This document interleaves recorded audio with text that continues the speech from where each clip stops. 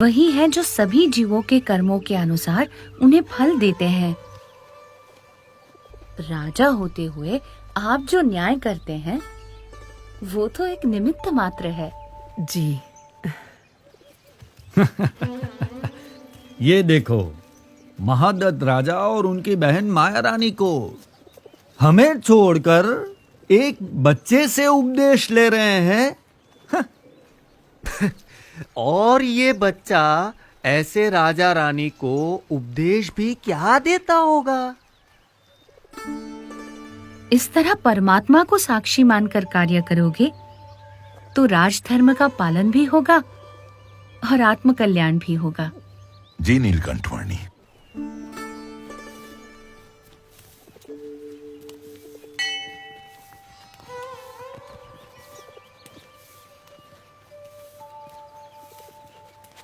नीलकंठ वर्णी, कोई कहता है कि अहम ब्रह्मास्मि, यानी कि हमारी आत्मा ही ब्रह्म है, तो कोई सिखाता है कि हमारी आत्मा ही परमात्मा है। यदि ऐसा ही है तो हमें अपने अंदर परमात्मा का साक्षात्कार या कोई अनुभव क्यों नहीं होता है? वास्तव में आत्मा, ब्रह्म और परमात्मा एक ही नहीं परंतु तीन अलग-अलग तत्व हैं। जैसे म्यान और उसके अंदर रखी हुई तलवार अलग-अलग वस्तुएं हैं, वैसे ये शरीर और उसके भीतर बसी आत्मा दोनों अलग-अलग तत्व हैं। आत्मा ही आपका वास्तविक स्वरूप है, जो इस नाशवंत शरीर के सभी लक्षणों और भावों से स्वतंत्र और अप्रभावित है। आत्मा यानी जीव से परे ईश्वर तत्व है, ईश्वर से परे माया है और माया से परे ब्रह्म तत्व है, और इन सब से परे एक तत्व है सर्वोपरि परब्रह्म परमात्मा। सर्वकर्ता हर्ता सर्वज्ञ ऐसे परमात्मा अपनी सर्वव्यापक शक्ति से आपकी आत्मा में भी अखंड विराजमान होते ही हैं।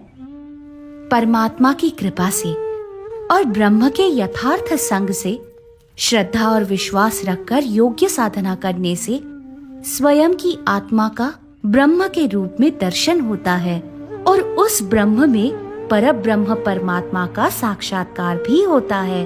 अवश्य नीलकंठ वर्णी।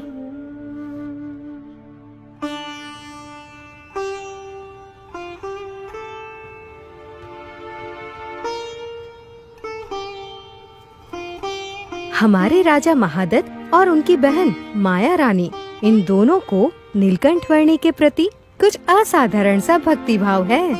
हाँ, तभी तो वे जब जब नीलकंठ वर्णी जी हमारे बुटोल नगर से बिना बताए विदा हो जाते हैं, तब तब हर बार किसी भी प्रकार से उन्हें ढूंढकर वापस ले आते हैं। हाँ, देखना, अब तो नीलकंठ वर्णी जी जन्माष्टमी का उत्सव भी यहीं मनाएंगे और हम सब के प्रेम के बंधन में बंधकर हमेशा के लिए यहीं बस जाएंगे। नीलकंठ वर्णी को बांध कर रख सके ऐसा तो कौन सा बंधन हो सकता था।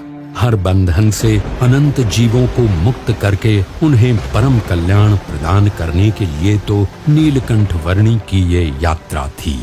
अपनी कल्याण यात्रा को चिरकाल तक अविरत रखने के उद्देश्य की परिपूर्ति के लिए एक सुबह नीलकंठ वर्णी बुटोल नगर से आगे बढ़ चले, उत्तर में नेपाल के पोखरा की ओर।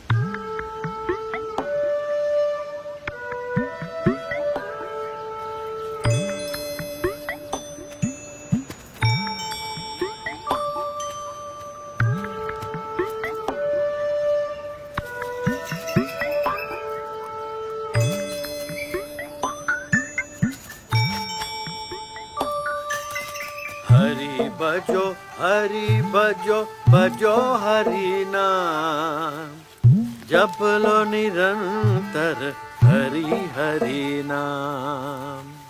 प्रभु के भजन सा है नहीं कोई दाम, ऐ मन सुमिरन कर पाले हरि का धाम।